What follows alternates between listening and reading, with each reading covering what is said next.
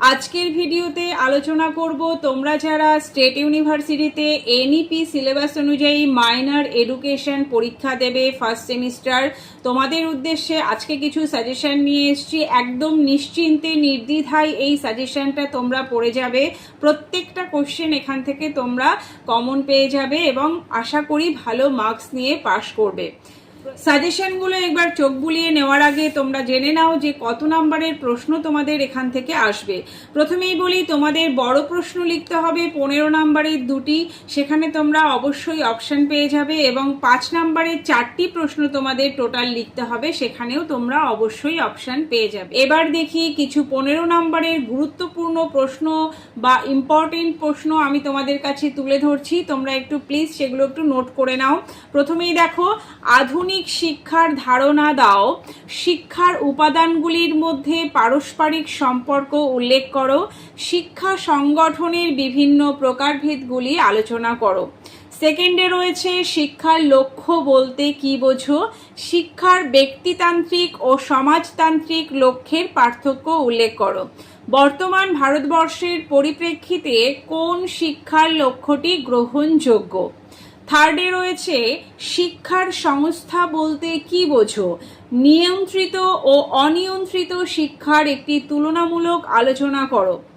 অনিয়ন্ত্রিত শিক্ষার মাধ্যম হিসাবে পরিবারের ভূমিকা উল্লেখ করো। ফোর্থে রয়েছে মূল্যবোধের সংজ্ঞা দাও, মূল্যবোধের বৈশিষ্ট্যগুলি উল্লেখ করো এবং শিক্ষায় মূল্যবোধের গুরুত্ব আলোচনা করো। ফিফথে রয়েছে ফ্রয়েবেলের শিক্ষা চিন্তা অনুযায়ী শিক্ষার লক্ষ্য, পাঠ্যক্রম ও শিক্ষাদান পদ্ধতি সম্পর্কে আলোচনা করো। এই 5টি প্রশ্ন তোমাদের 15 নাম্বারের সাজেশন হিসাবে দিয়ে দিয়েছি। এখান থেকে তোমরা বড় প্রশ্ন হিসাবে অবশ্যই প্রত্যেকটা কোশ্চেন কমন পেয়ে যাবে। এবার আসি 5 নাম্বারের 4টি প্রশ্নের জন্য তোমাদের কি কি কোশ্চেন সাজেশন হিসাবে রেখেছি সেটা একটু তোমরা চোখ বুলিয়ে নাও। শিক্ষার প্রকৃতি আলোচনা করো, শিক্ষার পরিধি আলোচনা করো, শিক্ষার উপাদানগুলি কি কি তা সংক্ষেপে আলোচনা করো, শিক্ষার সংকীর্ণ ও ব্যাপক অর্থের সংজ্ঞা দাও।